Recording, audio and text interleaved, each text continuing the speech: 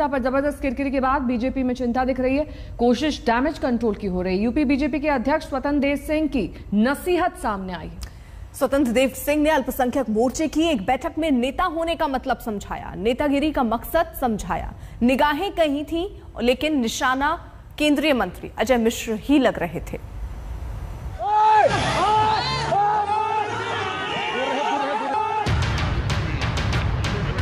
किसी तरह का कोई आरोप जो लगा रहे हैं वो लोग हैं जिन्होंने दुर्भाग्यपूर्ण से इस घटना को अंजाम दिया है।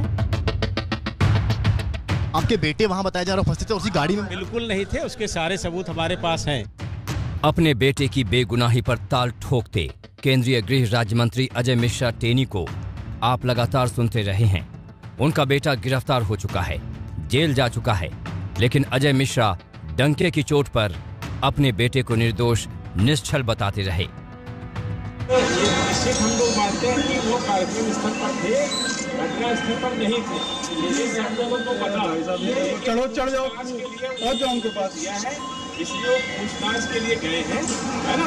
किसी तरह की कोई ऐसी बात नहीं होगी। अगर बात होगी तो हम आपके साथ खड़े हैं, आपके साथ। अजय मिश्रा पिता हैं, बेटे पर आशीष बरसाना वाजिब है, लेकिन उनका ये पुत्र प्रेम अब बीजेपी को बुरी तरह कुरेदने लगा है।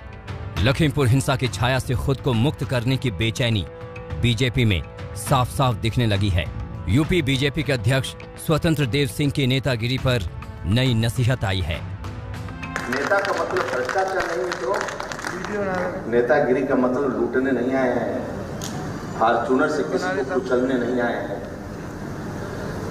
वोट मिलेगा आपके व्यवहार से मिलेगा, लेकिन मोहल्ले वालों को मोहल्ले में प्रसन्न होना चाहिए। स्वतंत्र देव सिंह अब भी खुलकर नहीं कह रहे, इशारों में बात करने की मजबूरी समझ में आती है, लेकिन लखीमपुर हिंसा ने बीजेपी को ऊपर से नीचे तक बुरी तरह झकझोर दिया है।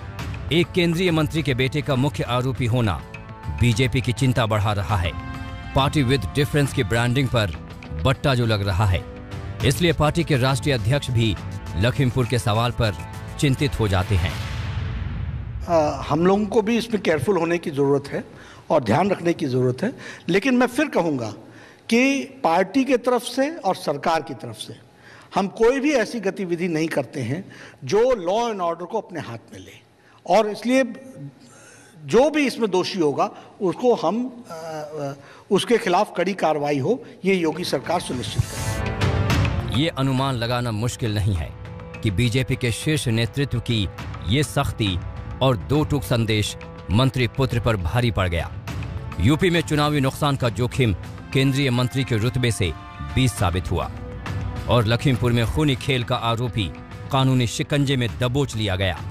लेकिन बीजेपी के लिए मुश्किलें यहीं खत्म नहीं हो रही।